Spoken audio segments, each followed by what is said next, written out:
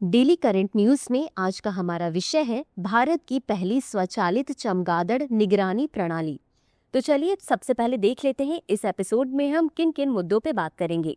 सबसे पहले हम देखेंगे कि ये चर्चा में क्यों है। उसके बाद हम जानेंगे बैट इकोमून की विशेषताएं।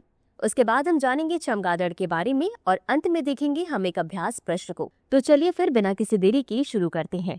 आज का हमारा टॉपिक विज्ञान एवं प्रौद्योगिकी और पर्यावरण और पारिस्थितिकी विषय से जुड़ा है। हालिया खबरों के अनुसार भारत की पहली स्वचालित चमगादड़ निगरानी पहचान प्रणाली का विकास अपने पीएचडी शोध के लिए चमगादड़ जीव विज्ञानी कदम्बरी देशपांडे और वेदांत बारजी ने किया है।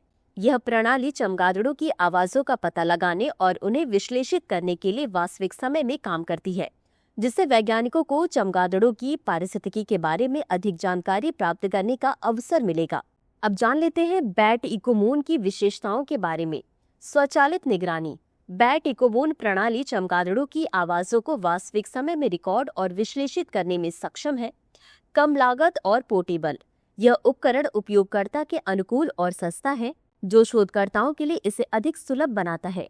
सौर ऊर्जा संचालित। बैट इकोमून का डिजाइन सौर ऊर्जा से चलता है और पर्यावरण के अनुकूल है।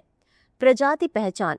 यह प्रणाली सामान्य भारतीय चमगादड़ प्रजातियों की पहचान करने में सक्षम है और भविष्य में इसे अधिक प्रजातियों के लिए अपग्रेड किया जाएगा। Modular design. यह विभिन्न वातावरणों और स्थितियों में अनुकूलित किया जा सकता है। अब जान लेते हैं चमगादड़ के बारे में। यह एक रात्रि चर प्राणी है। यह एकमात्र उड़ने वाले स्तनपायी है जो अपनी इकोलोकेशन क्षमता से पर्यावरण में अपने रास्ते का निर्धारण करते हैं। इकोलोकेशन क्षमता वह प्रक्रिया है जिसके द्वारा कुछ जीव जैसे चमगादड़, डॉल्फिन और व्हेल अपने वातावरण का पता लगाने के लिए ध्वनि तरंगों का उपयोग करते हैं। भारत चमगादड़ों की 135 प्रजातियों का घर है।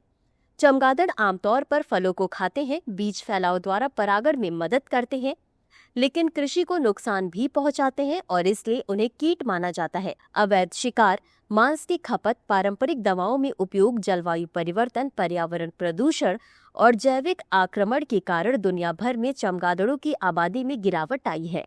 इसी के साथ अंत में देखते हैं आज के अभ्यास प्रश्न को। बैट इकोमून के संदर्भ में निम्नलिखित कथनों पर विचार करें। 1.